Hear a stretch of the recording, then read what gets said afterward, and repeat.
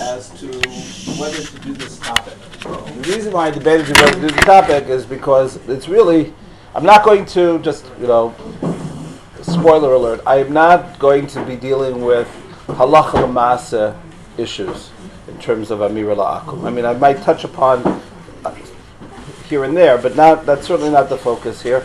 This is a topic which really is deserving of at least 3 or 4 shiurim, and could easily be if you will, a semester course on many different levels, on the halachic level, on the sociological, historical level. There's a classic work of Professor Yaakov Katz, Goy Shel Shabbat, which has been translated into English, the Shabbat Goy, which deals with it from a more historical perspective. So I hesitated, but at the same time, what I felt is that first of all, you'll see what the connection to the Parshat Shavua is in a moment. But I thought that this time, and we'll see if it works. You'll tell me if it worked.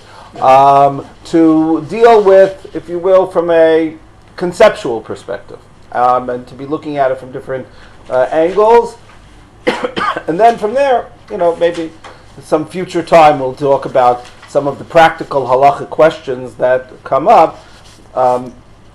There are some works if people are interested. I don't think it's been translated to English yet, but one of Rav Rimon's latest books, Eit Zikna, it's what it's called, so it has a whole chapter on the question on the practical issues that of dealing with a non-Jewish help on Shabbat. With that, so let's take a look at from a conceptual perspective.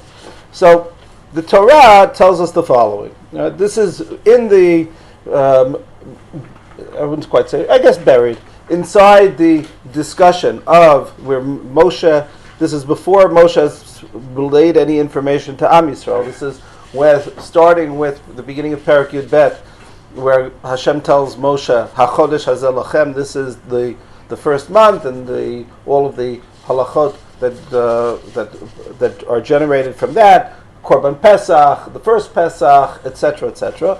And part of that, the Torah, or Hashem tells Moshe that in the future, because this did not occur in the first year, Uvayom Harishon, this is Pasuk Tet Zayin here in the first source, Mikra Kodesh Uvayom Hashvi'i Mikra Kodesh Yeh Lachem, Kol Melacha Lo Ye'aseh Vahem, Ach Asher Ye'achal L'chol Nefesh Hu Levado Ye'aseh Lachem. On the first day of this new holiday, Chag HaMatzot, starting on the 15th, so the first day is going to be what we would call a Yom Tov, without Melacha, and the 7th day is a Yom Tov. And how do I define a Mikra Kodesh? Kol Melacha Lo Ye'aseh Vahem. All Melacha should not be done. Right? And we'll see where the grammar comes in a moment, but the exception being Ochel Nefesh, those things that we'll say are Melachot, kitchen Melachot. Those are the things that you can do for yourself. And then, with the reference, which we'll come back to in a moment, Ushmartem et HaMatzot, and keep an eye on these matzot, whatever that means, Ki be'etzem hayom hazeh hotzeti tzivotechem me'eretz Mitzrayim, because it is on this day, the morning of the 15th, when I took you out of the land of Egypt. It hasn't happened yet, but it will happen. Ushmartem et hayom hazeh l'dorotechem chukat olam, and you shall watch this day. But what's that day? The 15th? All 7 days? Okay, whatever. But that is a law for all generations. So that is our introductory point. Rashi, on that pasuk, the first pasuk, source number 2, Lo ye'aseh vahem. So Rashi says, Afilu al yidei acherim, even through others. Now, what's the idea? Because the Torah doesn't say lo ta'asu kol malacha, do not do, but rather lo ye'aseh, malacha should not be done. So based on this, Rashi, we'll see perhaps what the source of Rashi is saying, it's not only asur for a person to do malacha on his or herself, by him or herself, but it's also forbidden for it to be done for them by others. Acherim. And now, this, we'll skip source number 3 for a moment, we'll come right back to it. This bothered the Ramban very much. The Ramban, on that pasuk, says, number 4, Kol melacha lo ye'aseh behem, Perush Rashi, afilu al yedei acherim, v'lo havedanti. But I don't understand what Rashi means by this.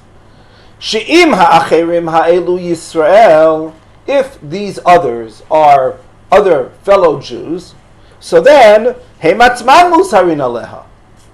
So they themselves have the Isser. In other words, each one of us is enjoined from doing malacha. So what does it mean that I can't allow someone else to do it for me?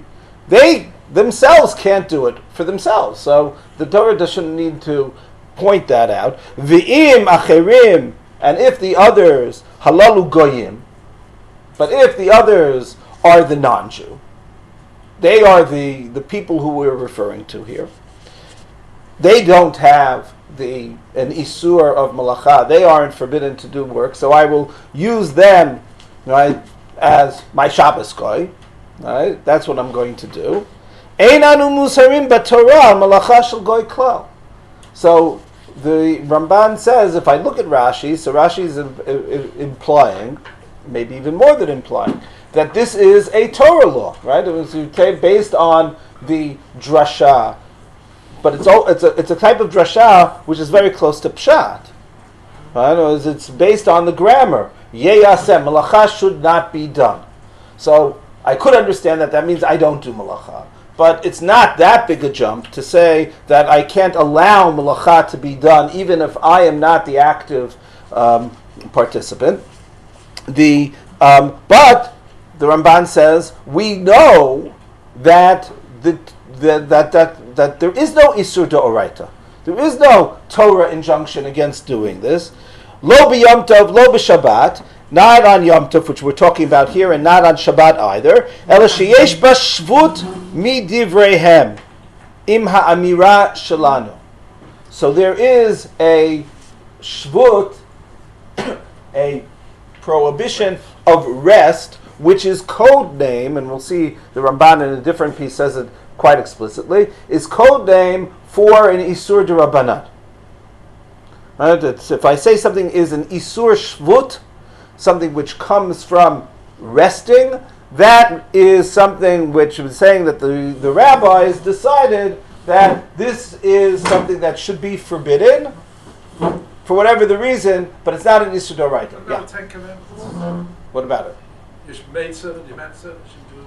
Okay, so there it's specific. Those maidservants and manservants, those people are that. That's a thank you for raising that. So avadim, right, slaves, are first of all they are halachically. I think I mentioned this here previously. Are halachically Jews.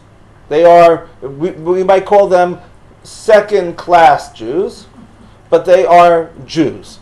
A slave has to accept, and we're talking about an Evet Kanani here, not an Evet Ivri. Evet Ivri is a full Jew, but is a servant to another Jew.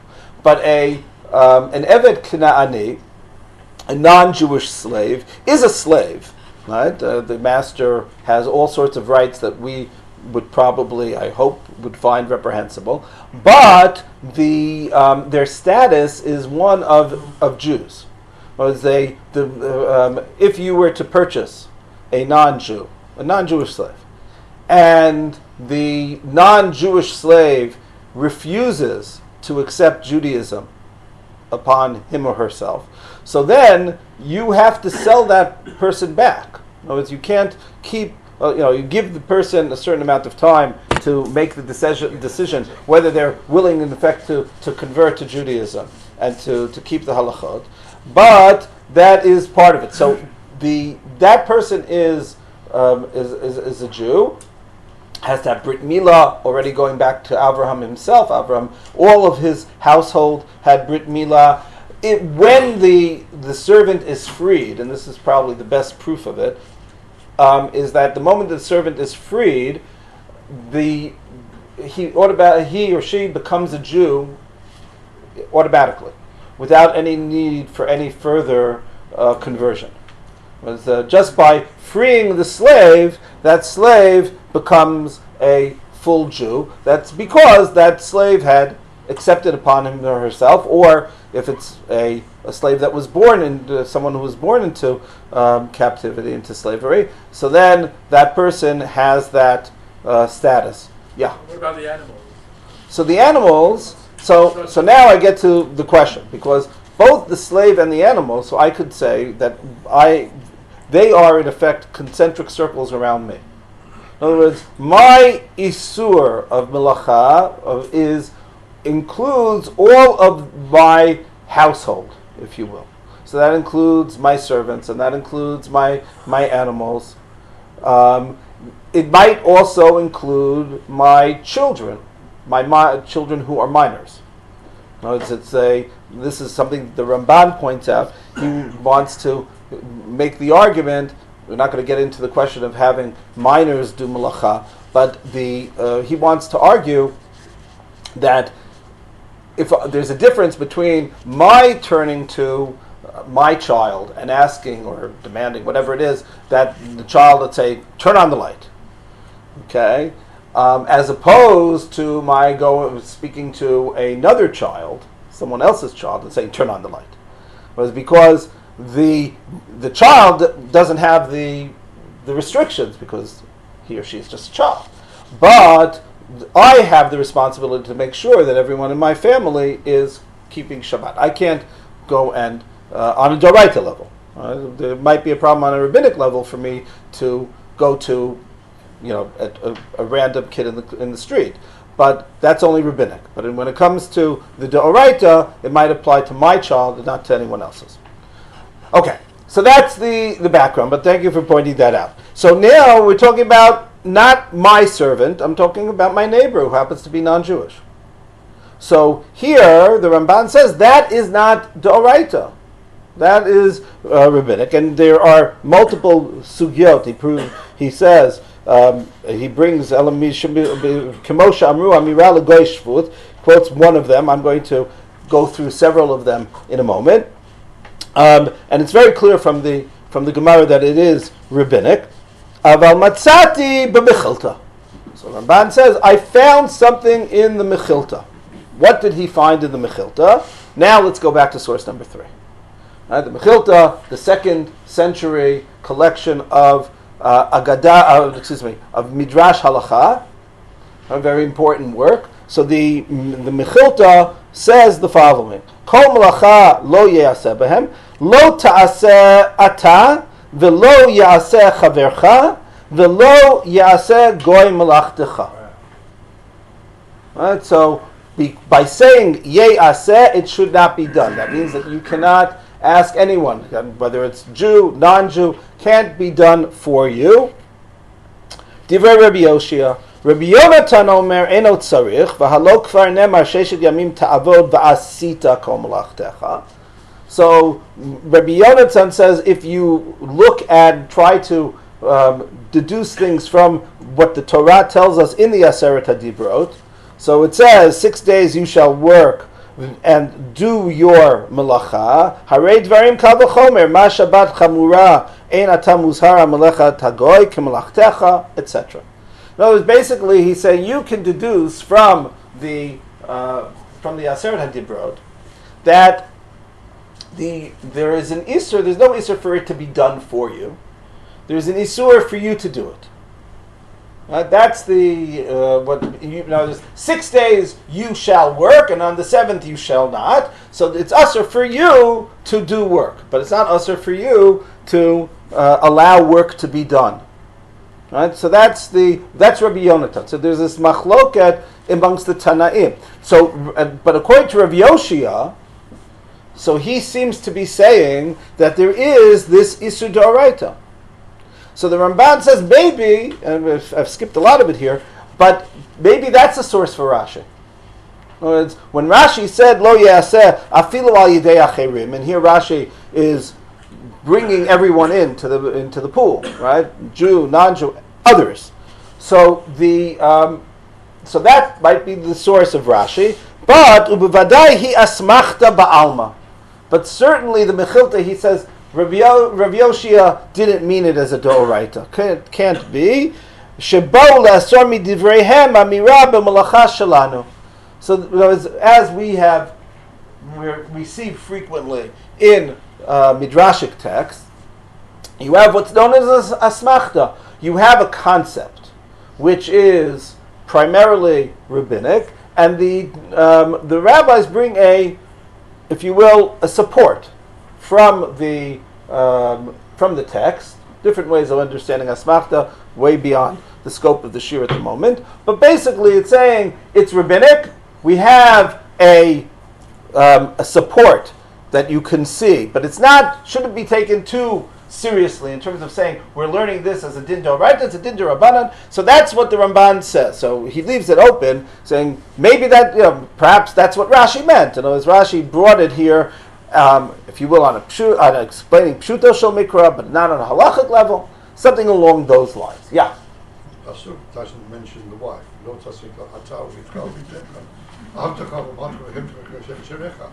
So maybe he's referring to the wife. It could be, but it's clear, and from elsewhere, that women are included as well on the halachic level. I would say, look, you don't what? That's not Midoraita. Even on the right level, yeah, it's clear. It's clear. There is a discussion, in terms of a certain to prove it, but it is that is certainly the understanding. Generally speaking, whenever the Torah speaks in the masculine, so the assumption is that it applies to both genders. The exceptions arise when the Torah uses an extraneous word like kol ish, every man. So then the question becomes, okay, how do I learn that the Torah didn't have to say kol ish? The Torah could have just left it as a pronoun, and we would have known it. So perhaps under those circumstances, it's referring to men only and not to women. But each case has to be looked at individually. So here you have, I'm sorry. Oh, okay. So here you have a situation where there is an opinion and there are many different. I don't know many. There are several different versions of this Mechilta. So the question is, of course, what is the original version, or versions? Perhaps there were two different ideas. Some of the versions seem to indicate that there isn't. Even Rav Yoshia doesn't say it, but this is an idea. So before we get to this, I just want to focus a little bit more on this idea of Shvut. Okay, because this is, and with this, I want to just quote something which a piece of the Ramban, which I've brought several times in these shiurim over the years. It's really a seminal piece, very, very important piece in Vayikra, but I want to leave it open. Right, you'll see in a moment whether it's applicable in our case. The Ramban is talking about the word Shabbaton. This is number 5. The Ramban says, Yiyeh lachem Shabbaton. The context is with regard to the Moadim, the holidays. It's referring specifically, there's a list of holidays. The word appears with regard to Rosh Hashanah, but the idea is understood that it refers to all of the holidays, which he understands as Shiyeh Yom Shvita Lanuach Bo, a day to rest. Okay. Uva Mechilta, our friend the Mechilta. Right, he quotes the Mechilta. And not only quote the Mechilta, it's the Mechilta on the very next pasuk. Right, that's why I put in both pasuk Tet Zayin and pasuk Yud Zayin. Here the Mechilta goes on pasuk Yud Zayin. Ra'iti beParshat HaChodesh. I saw in this Parshat HaChodesh, HaChodesh Hazeh Lachem, Ushmartem et hayom hazeh. the Torah tells us at the end of that pasuk, you shall keep this day, right? That's in bold, back in source number 1. Lama Namar? Why does this need to be added? After all, the Torah just said, B'yom HaRishon Mikra Kodesh, B'yom HaShvi'i Mikra Kodesh, Kol Melacha Lo Ye'aseh. Right, so why does the Torah have to end with Ushmartem et hayom hazeh l'dorotechem? What is being added by that hadn't already been included in the previous pasuk? Ein li ela dvarim shehem mishum melacha. So this only applies to things that are categorized as melacha. Right? Melacha we'll translate as meaningful activities, creative activities, right? But the type of work and not a question of effort. Dvarim shehem mishvut minayan. How do I know those things that are considered to be shvut? Those things that are of rest. Where do I get that from? Talmud Lama ushmartem et hayom hazeh lahavi dvarim shehem mishum shvut. This addition of saying those things which are that aren't melacha by definition, they don't fall within the categories of different work activity that is forbidden d'oraita, but other things which which have to still be defined are considered to be shvut. And that is included in this idea of this broader concept, not melacha asher yeyaseh, work or activity that cannot be done, but keep the chag, keep the day. How do you keep the day? By refraining from these things as well. And then the Ramban explains, "Aval lo nitbareh li," but that's nice, but I don't understand it. She'im tomar shehu asmachta ma tam sheyomru b'lashon hazeh. If you're going to tell me what I just said, not just, but what I said back in Sefer Shemot with regard to Amira la'akub, that it is a asmachta, it's really rabbinic, it's just using the pasuk as a crutch, as it were. Matam she'omru b'lashon hazeh. So then why use that term of learning out the shvut? Ki shvut b'lashonan ne'emar la'olam al shel divreihem. Shvut is always code word for rabbinic. So what are you saying? Where do I know the rabbinic from? I know the rabbinic from the pasuk. Right? That's an inherent contradiction. That doesn't make sense. So the Ramban is troubled by this. So he comes up with the following idea, which is as I said, a seminal idea that goes to the heart of what Shabbat is all about, and Yom Tov as well. Nireli shahamidrash hazel omar, the next paragraph, shenitztavinu min haTorah liyot lanu menucha biyom tov afilu midvarim she'enan melacha. So there is a mitzvah, d'oraita, call it a mitzvah aseh, to have rest on Yom Tov, even from those things which are not categorized as milacha. Lo shiyitrach, and now he gives an example. And in doing so, he gives a very colorful description of what a medieval marketplace looked like. Lo shiyitrach kol hayom limdod hatvuot v'lishkol haperot v'hamatechot. Not that you're going to be involved all day long measuring wheat and fruit and silver, ulemalei chaviyot yayin, and to fill the barrels with wine, ulefanot hakelim v'gam ha'avanim mibayit lebayit u'mimakom lemakom, and be involved in various building projects, moving things from one place to the other. V'im hayta ir mukefet ulatot ninalot b'layla, if you have a walled city with the doors being closed, so in other words, what we would call, if you have an eruv, B'layla, have you omsim ala chamorim, then you could load up the donkeys. V'af yayin v'anavim u'te'enim v'chol masaya v'yu b'yom tov, and you can bring in all sorts of goods, whether it even wine, grapes, figs, etc. V'imayta, I did that already. I'm sorry. V'chol masaya v'yu b'yom tov, all different types of goods can be traded on Yom Tov. V'yeh shuk maleh l'chol mekach u'memkar, the market would be open for all sorts of business transactions. Utiyeh chanut ptucha, the stores are open. Chenvanim makif, and the and the storekeeper keeping credit. The Ramban understood how to play Scrabble on Shabbat. You just need a large enough book. So you can do that with the same way that you can have pledges on on Yom Kippur, right? So you can have with the little fold over card. So you can run a store that way as well. Not a problem. But the v'yu po'alim mashkimim l'achtam. So the workers will get up early to work, maskirim etzmam, and hire themselves out, just like kechol l'dvarim elu chiyotze behem.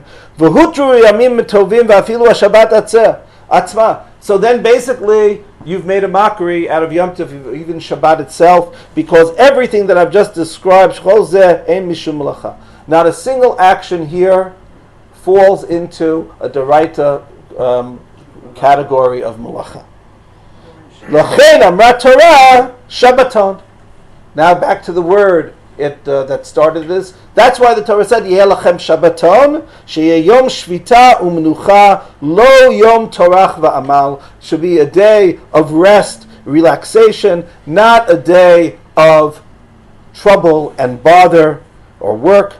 And then the Ramban pats himself on the shoulder. V'zeh perush tov v'yafeh. And I like this very much. Okay, so that's what the Ramban says. Now this, by the way, to my mind, and I've spoken about this before. Is this actually happening? Did Yeshayahu write about it? So Yeshayahu. The question is whether this is. We'll read the next two lines. V'hinei husara malachot b'Shabbat v'lav v'onesh karet umita. So doing a malacha on Shabbat, that gives you the lo taseh, and if you do it, so then you're punishable by either excommunication, death, etc. But hatrachim v'ha'amal, but the trouble and the bother, ba'aseh hazeh. This is a mitzvat aseh. V'yom tov hamalacha bilav v'torach ba'aseh. On Yom Tov, it's not as severe an isur. It's not a capital offense. It's a lo ta'aseh. But the trouble is also mitzvat aseh. Umimenu amar hanavi, and this is the source. What the Navi Yeshayahu, Isaiah said, Me'asot rachecha mimtzo chavtzecha v'daber davar. Right? And if you want to take a look at the pasuk in full, so I brought it here a little bit later in different contexts, but number 27. Im tashiv, on the third page. Im tashiv mishabat raglecha. This is what Isaiah says, that you shall take this Shabbat and keep it in order to make sure you're to refrain your feet from doing this malacha. Asod chafatzecha biyom kachi, doing what you want to do on my holy day. V'karata l'Shabbat oneg, and you shall call the Shabbat a day of delight. Likdosh Hashem mechubad, and to the holy of Hashem it shall be honored. Chibato me'asot rachecha mimtzo chavtzecha v'daber davar. And how should you keep it from doing your normal day to day? Okay, that includes daber davar, speaking of whatever it is that's going to be problematic on Shabbat and Yom Tov. So this is the idea that the Ramban wants to say. And as I said, to my mind, this is perhaps the most basic idea of Shabbat. And this really is, but here, there's a twist. By that I mean is that you have to be asking, well, when someone says, is it Shabbistic? Okay, so if it's from the Ramban's perspective, that is a core question. That's not just a rabbi who's saying that I don't have a reason to say it's usher, so I'll use the word Shabbistic, right? But that is saying, okay, we have to define what is Shabbat all about. And trying to define what Shabbat is all about can't be limited to simply to the melacha, because that doesn't really help me too much. I mean, it gives me very strong guidelines, and it's very important to tell me what's usher to do so, but it doesn't tell me what the nature of Shabbat should be. Now here, the twist is the following. The Ramban is helpful to a degree, if you will, to the rabbi who has to say it's not Shabbistic. Because the Ramban is setting this out very clearly. It's saying it's a mitzvah d'oraita. But The Ramban is speaking of, he lived in the 13th century. And in the 13th century, the issue was a question of what he just described, the marketplace. And he even says it explicitly, tarach va'amal, right? Working hard. In other words, you're schlepping things. So schlepping, so that you're sweating, you're working hard, you are hiring yourself out, whatever it might be. Right? It's business without doing malacha. Okay. What about a leisure society? Right? Something that the Ramban couldn't have even imagined. But that's the society that we are living in now, and almost every day, more and more so. Right? As who knows what AI will allow us not to do in the future. Right? So that is the, if that's the case, well, how do you define it? In other words, if, today, what's not Shabbosdik? I don't know, playing tennis. Okay, for argument's sake. Okay? I don't want to get into the argument. But I'm just saying, something like that. Watching TV on using a timer. Right? So you say that's not Shabbosdik? Okay, but it's certainly not tarach va'amal, unless you're really binge watching. Right? It's not all that difficult to work, But so why then? Is this Ramban sufficient? I'm not sure. Even the Ramban himself, and this is where I'm bringing it up in the context of what we're talking about. Here it was, the two mechiltas right next to one another, and he didn't connect them. But the Ramban doesn't say, you know what this idea of Amira le'akum could be, d'oraita, a form of Shabbaton, because by having other people, non-Jews in this case, doing the work for you, right? So you're violating the idea of what Shabbat is supposed to be. Does it really matter? I mean, yes, it matters in terms of you doing malacha or not doing malacha, but the atmosphere is that how is it changed if somebody else is doing all the work right next to you, and it's your work that's being done, right? So, but the Ramban doesn't say that. He doesn't. And I haven't seen anyone discussing that fact. But the Ramban doesn't connect the two. And had the Ramban connected the two, that would be great, but he doesn't connect the two. So does that mean that he just he was talking about one thing in Shemot, and he's talking about Vayikra, and he, might agree to being able to expand it?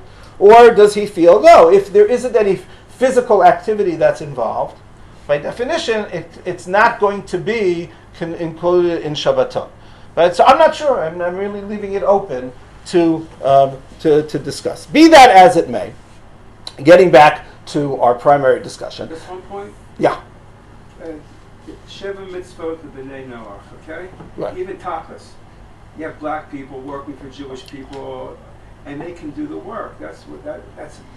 They can do the work for themselves, okay? Right. But that work, the question is whether that work is the way that we can go by their work. Just turning the Negro, going back into you can't say that anymore, they can turn the light on, but you can't turn the light on. Right. Okay, but non-Jew, right. That's not Jewish, right. But they're connected. Right, the most famous, there are two most famous, if you will, Shabbos guys. One was Elvis, when he was a teenager, so he was he helped an observant family down the block. What? Okay, and so now the second most famous was Barack Obama, right? Or maybe he's second most famous because I know the story. Most people don't know the story. There is still. I don't know if he's retired in terms of this. A state senator, Illinois state senator, religious state senator. And when Barack Obama was a state senator in Illinois before, continuing on, so he sat next to him in the Senate, and when there was a need to have a vote on Saturday, so he asked Barack Obama to press the button for him. Okay, so so Barack Obama also was along with Elvis. So there they go. If anyone asks, what do Barack Obama and Elvis have in common? You have the answer. So now that is the. But having said that, so yes, That is problematic, the Ramban says, on the rabbinic level. Right? That's not problematic on the Oraita level. But according to the Mechilta, and we'll see, perhaps others, this is a problem on a Doraita level, on a Torah level, to ask a non-Jew to do work on your behalf. Okay? So now, we'll skip number 6 right now. Basically, he's trying to answer the Ramban's question.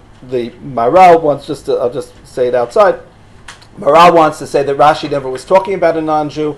He was talking about a Jew, another Jew doing malacha for you. And then that means, what he says is that there's a bit of a chiddush, which I would, in other words, it's not, I have a responsibility for other Jews not doing malacha as well, and certainly not for myself. So if someone does the malacha for me, it's not just simply that they did the malacha, and then perhaps there's a question, which there is, can I benefit from that on Shabbat or not? But that's a rabbinic question. But on a Doraita level, the very fact that I allow another Jew to do work on my behalf is problematic. So that is the way that Maharal understands Rashi. Now, as the Ramban pointed out, and here you from sources 7 through 14, there are different cases in the Gemara, and there are others that I didn't bring, where the Gemara is pretty clear, uses the term Amira la'akub shvut, or Amira la'nochri shvut, that telling a non-Jew to do work for you on Shabbat is considered to be a rabbinic problem, shvut. And just to give you a sense of the scope of it, okay? So let's quickly run through these cases. Hopefully you can do it we'll do it in 2-3 minutes. So, first case, Ibailhu, Maushi Omar Adam Lenochri, Chasom Parati V'dosh. Now, because I wanted to focus on the words, just to show you that the words existed, this is not the primary case. But the Gemara asks, can I ask a non-Jew to do another Isur for me? Right, the case that at hand is that you're not allowed to muzzle an animal while it's working with food. So can I ask a non-Jew to muzzle my animal for me? I didn't muzzle. Right? The non-Jew did it. So, mi amrinan, do we say, ki amrinan amira lenachri shvut, hanimila le'inyan Shabbat, isur skila, aval chasima, di isur lav, lo. Right? So, does this isur derabbanan only apply to those things, Shabbat, because it is a capital offense, or does it also apply to other isurim? And the Gemara leaves it open. Most Rishonim, by the way, say that it does apply on level. So you can't ask a non-Jew to do isurim for you. It has a lot of ramifications, by the way. Now's not the time, but just mentioned for, let's say, Shemitah is a big question. Right? Can I have non-Jews work in my field during the Shemitah? Just throwing it out there that you should be aware that it's an issue. Number 8, another case. Haihu yanuka di ishtape chamime. So, they used to, before the child, the Yanuka, the infant, was taken for a Brit Milah. Now, for health reasons, they would bathe the child in hot water. Now, to keep that was there. Okay, they felt it was pikuach nefesh. Fine, the medical knowledge of the day. But here, before the Brit, the water spilled, and you don't have water. So now it's Shabbat morning. You want to do the Brit, but you have to bathe the child first because otherwise you're endangering the child's life. So what should you do? Right. So that's the question. And the Gemara goes through all different parameters. Oh, why don't you just bring it from another home? There's no eruv. There's this. There's that. The Gemara goes through all of it. Then the Gemara says, "Nebu le'lenachri le'tele." So Rabbah says, why don't we just ask the guy? Bring us some hot water so we can do the Brit. Afterwards, by the way, if the water had spilled after the Brit, then it's already pikuach nefesh, because the child is already in danger, because he's already gone through the surgery. So now you have to do anything that needs to be done, pikuach nefesh dochem. But here it's before, so you could just push the Brit off by a day. You don't have to do the Brit. That's the reason question. So the Gemara says that Abaye says no. I can prove from a different case, I don't want to get into it now, that even something which is a mitzvah related, but there's a rabbinic injunction against it, you don't do the mitzvah on Shabbat because there's a rabbinic injunction that prevents you from doing it. Similarly, Amira Nachri Shvut. Amira Nachri is also a rabbinic injunction. So, therefore, you have to push off the Brit. That's the Gemara. That's what the Gemara says. But then the Gemara adds another level. V'lo shani, the last line here, lach ben shvut to it be masa l'shvut to let be masa. It's an enigmatic statement. The Gemara asks, or Rabbah asks Abaye, you don't make a differentiation between those things that have action, a rabbinic idea that has an action, as opposed to a rabbinic idea that has no action. So here there are two ways of looking at this, but I'm just going to take one at the moment. Basically what it's saying is that Amira la'akum is, and this is used halacha l'masa, Amira la'akum is considered to be the most, or the least stringent, the least severe rabbinic injunction when it comes to Shabbat. In other words, there are all sorts of things that change a melacha from a doraita to a drabanan. So, for example, if you do it with a shinui, right? You don't do it in the way that it's normally done, right? So you go to a hotel, a classic case. You go to a hotel and there's an electronic key card, right? And we'll assume for the moment that the electronic key card is problematic, and you have to get into your room, right? Or there's an electronic door, and at the entrance, right? Elevator, whatever it may be, and you have to, and you need to get into your room. So the best, or the least problematic way of dealing with it is asking a non-Jew to open your room for you, right? If there's no non-Jew available, right? So then the next is doing it with some kind of shinui, right? Etc. You have to go through the different things. The worst, if you will, is a malacha she'ena tzricha legufa. If you do it, you know what? That's going to take me too far.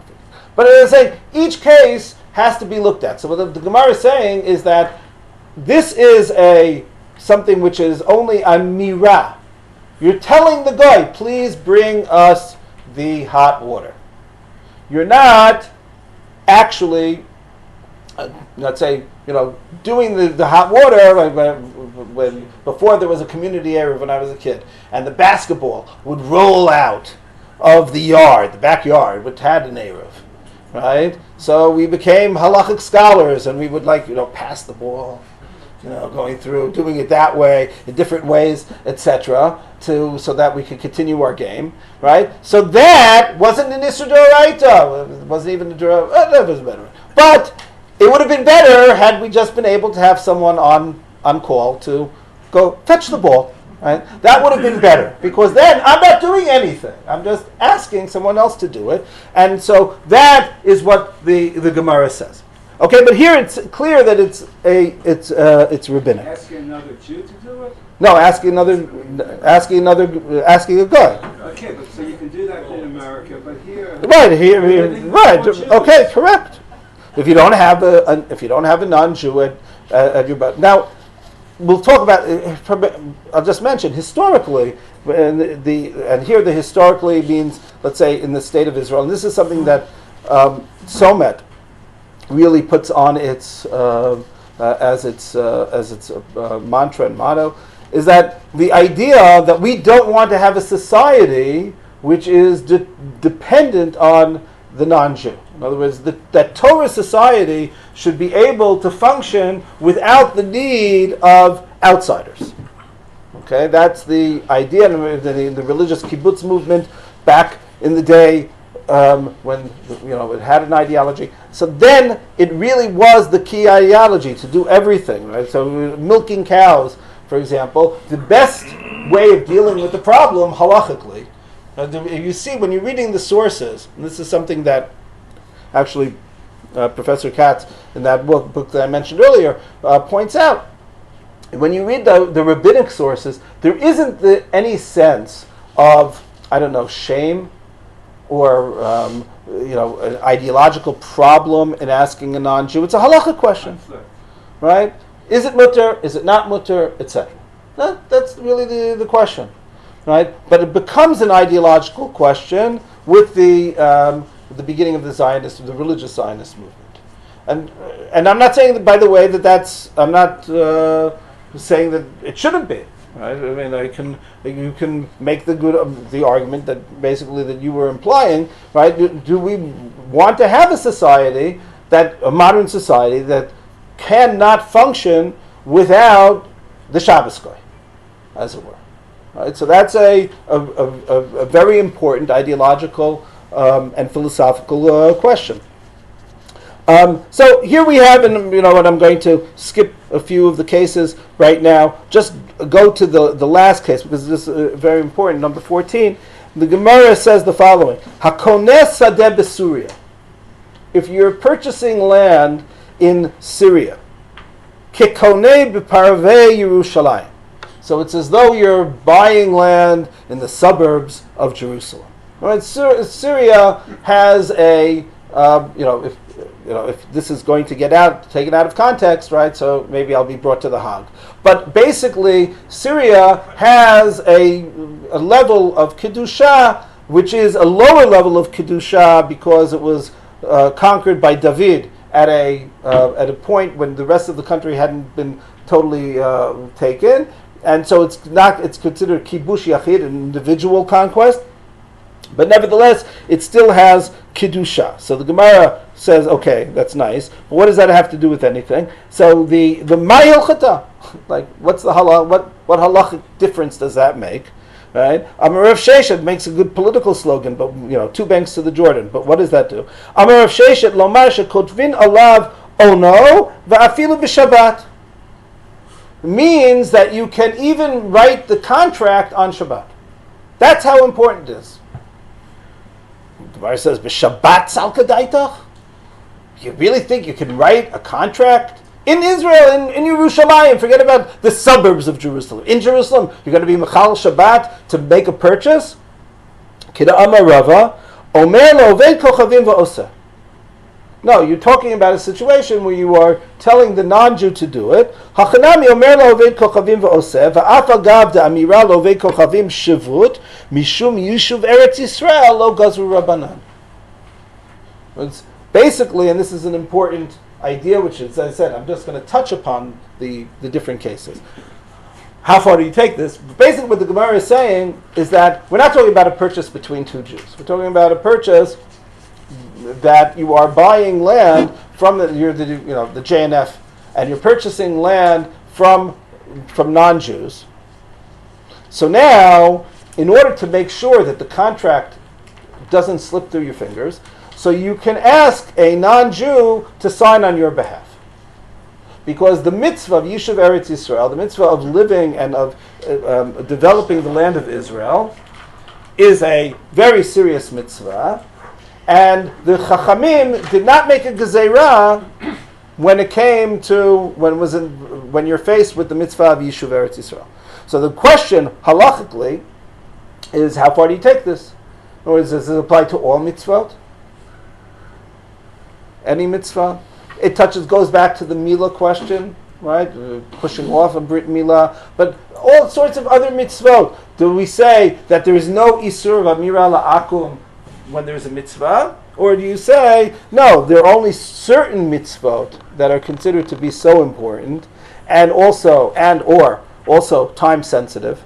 In other words, if you have the mitzvah of Yishuv Eretz Yisrael, so you assume that you'll be able to sign the contract on Sunday, but you don't know that you'll be able to sign the contract on Sunday. Now you have the opportunity. Don't let that opportunity slip away.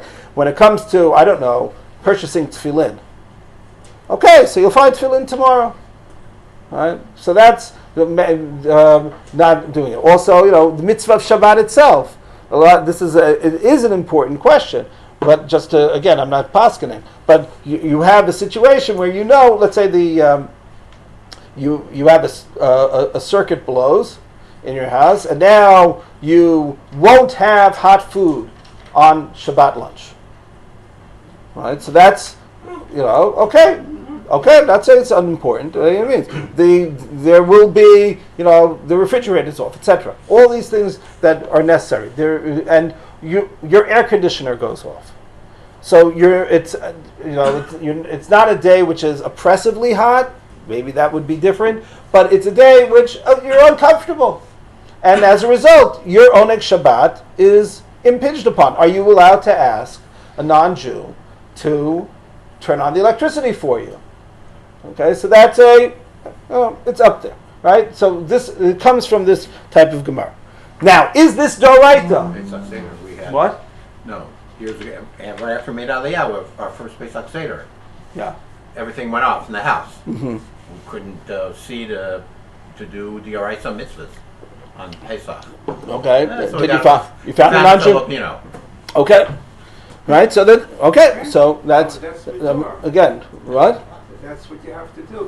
But That's the question. There are those. Jews There's can't a do big. anything. It's not so simple. In other words, I'm not saying you did anything wrong, Chas v'shalom. But the question is a good question, whether it is permissible, or do you say, what can you do? I have to,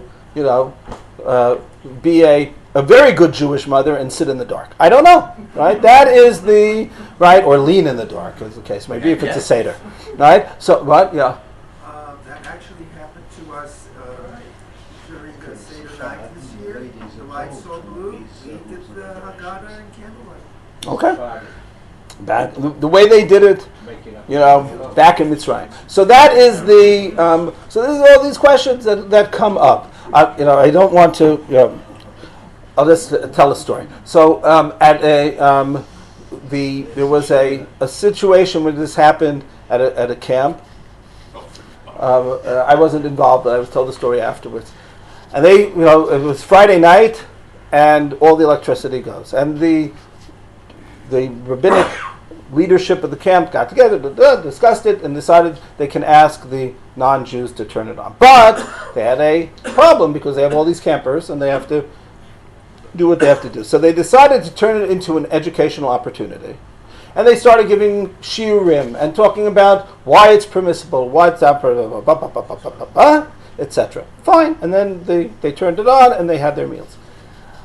Afterwards, they decided to poll the kids. What did you learn from this Shabbat? Right? What did they learn? They learned if the lights go out, you can ask a non-Jew. That's it. Right? All of the discussion, everything around it had not penetrated. Because people remember what they see. Right? They don't remember what they're taught, necessarily. Right? So it's something which needs to be dealt with, carefully. And this brings me to source number 15. Because the Yereim is Rabbi Lezer Mitzvah, was a student of Rabbeinu Tam, one of the Baalei Tosafot. It's very interesting that this is, I call it a historical perspective. This Mechilta seems to have been unknown. It was written in the 2nd century, but it generates nothing, at least not on record, for about 1,000 years. Right? No mention of it, doesn't come up in any Gemara, doesn't come up in the Yerushalmi, doesn't come up anywhere, not in the Gaonim, nothing. That maybe it did and we just have lost it, but we don't know of anything until it comes in the medieval period. Right? It's discovered. And now it creates this tension, because we've been treating all of these Gemarot said it was rabbinic. And then when it's rabbinic, so is it a strong rabbinicus or a weaker rabbinicus, or how do you deal with it? All of the cases, right? You can, as I said, just give all the different scenarios that some of which we're familiar with, some of them not, but plenty of them. So what do you do now? So now the Yereim wants to say, no, you know what? This Mechilta really is an Issur D'Oraita. Can learn from the Mechilta, it's an Issur D'Oraita. But, so he quotes the case, right? And he says in the middle line in the bold, Ben b'Yom Tov, Ben b'Shabbat mi D'Oraita. Whether it's on Shabbat, whether it's on Yom Tov, it's D'Oraita. So he says, V'hada amrinan la'el Amira lovei kochavim shvut b'Issur D'Oraita. So how do I understand all of these other Gemarot? B'she'ena melechet Yisrael ka'amar. Kegon omrim la'ovei kochavim ta'aseh eish shelcha litzorchi. So the Yereim says, you have to differentiate. In other words, if I were to ask a non-Jew to do something that I own, come into my house and cook something, that's Doraita. If I ask him in his home, with his things, please, do this for me, that's rabbinic. In other words, basically what it's saying, if I understand the Yereim correctly, along the lines of what we said in the Ramban, was if on a Doraita level, if I'm using the non-Jew to actively change the nature of the atmosphere in my own home, that is a Torah prohibition. If I go to him and in his home, we're out of sight, so then it might not be out of mind, but it is out of the Doraita. Okay, in other words, then it's removed enough. Okay, that's one example. If we go another generation or two, one of the most influential works that was written in Ashkenazic works, many different editions of it, the Sefer Mitzvot Gadol, you can see that it's about 50 years after the Yereim. So he has a slightly different, and I don't know why I didn't put it in bold here. So his distinction, he also says it's Doraita.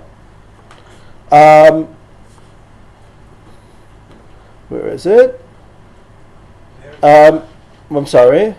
He differentiates between something which people aren't familiar with. There is an Isser, the scope of the Isser. It's usher for me to tell a non-Jew before Shabbat to do work for me on Shabbat. It's usher for me to tell a non-Jew on Shabbat to do work for me after Shabbat. In other words, it's not just on Shabbat itself. And I'm not going to get to where I wanted to here. So he wants to say that the only Yisur D'Oraita is if everything is done on Shabbat. In other words, I tell the non-Jew, on Shabbat to do something for me on Shabbat, that's D'Oraita. But if I do before, after, that's already rabbinic. Okay, that's his approach. A third approach, also, you see, by the way, where it's bothering. All of these people are Ashkenazi. It doesn't have any ripple at all in the Sephardic world. We even saw the Ramban, who is basically a little bit is a contemporary of the Smag and of the next source, the Rabbeinu Chaim Or Zarua.